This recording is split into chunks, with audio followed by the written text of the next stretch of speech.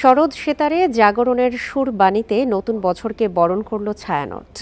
নববর্ষ উদযাপন যেন শুধু একদিনের বাঙালি সাজার উপলক্ষ না হয়, সেজন্য আপন সংস্কৃতি অন্তরে ধারণের আহ্বান তাদের। মানবতা ও মূল্যবোধের অবক্ষয়ের সংকটে আশাহত না হয়ে একে অন্যের হাতে হাত রেখে চলার বার্তাও ছিল মূল ভাগে। বিকাশে কম খরচে ক্যাশ আউটের লিমিট বেড়ে 50,000, প্রিয় এজেন্টও 2টা।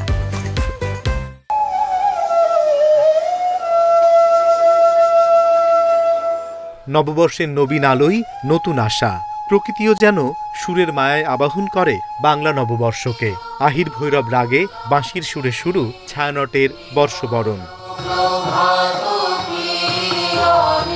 এবার প্রকৃতির গান, দেশপ্রেম আর আত্মবোধন জাগরণী সুরের সঙ্গে যোগ হয়েছে জাতীয় কবি কাজী নজরুল ইসলামের কালজয়ী সৃষ্টির বিজাতীয় অবমাননার প্রতিবাদ।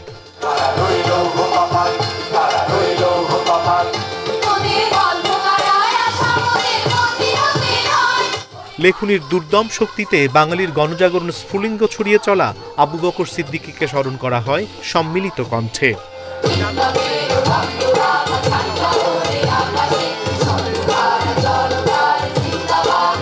নতুন বছরে সব অকল্যাণ দূর হয়ে সুন্দরের প্রত্যাশা জানান বর্ষবরণে সামিল সংস্কৃতি প্রেমীরা। যেন সুন্দর হয় আগামী পৃথিবীটা, আমাদের জন্য, আমাদের বাচ্চাদের জন্য, সকলের জন্য। মঙ্গলের পথে, আলোর পথে মানুষকে নিয়ে যাবার জন্য যে আহ্বান রয়েছে সেটি মানুষ ধারণ করবে।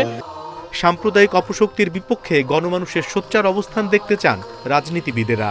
অসাম্প্রদায়িক চেতনার জাগরণের মাধ্যমেই আমরা এই সাম্প্রদায়িক শক্তিকে চিরতরে বাংলাদেশ থেকে নির্মূল করতে পারব। পয়লা বৈশাখ আমাদের যে উদযাপন বিশ্বব্যাপী যে ছড়িয়ে পড়েছে, এটা সাম্প্রদায়িক গোষ্ঠী মেনে নিতে পারছে না। নববর্ষ কথনে ছায়ানটের নির্বাহী সভাপতি ডাক্তার সারোয়ার আলী বলেন, সারা বিশ্বেই বাড়ছে ভোগবাদ, স্বার্থপরতা, উল্টো দিকে কমছে মানুষের প্রতি মমত্ব। অমানবিক এই অস্বাভাবিকতা থেকে বেরোনোর আহ্বান ছায়ানটের। মানুষ হয়ে উঠেছে অচেনা, তৈরি হচ্ছে এক অস্বাভাবিক এবং অসহিষ্ণু সমাজ। অমানবিক এই অস্বাভাবিকতা থেকে বেরোতেই হবে। 1967 সালে পাকিস্তানিদের রক্তচক্ষুকে উপেক্ষা করে রমনার বটমূলে বর্ষবরণের আয়োজন শুরু করে ছায়ানট, যা এখন বাঙালির নববর্ষ উদযাপনের অন্যতম প্রধান অনুষঙ্গ। আনন্দলোক মঙ্গলালোকের ধ্বনি বর্ষবরণের সুরে, সকল জীর্ণতা মলিনতাকে ঝেড়ে ফেলে মানবতার জয়গান।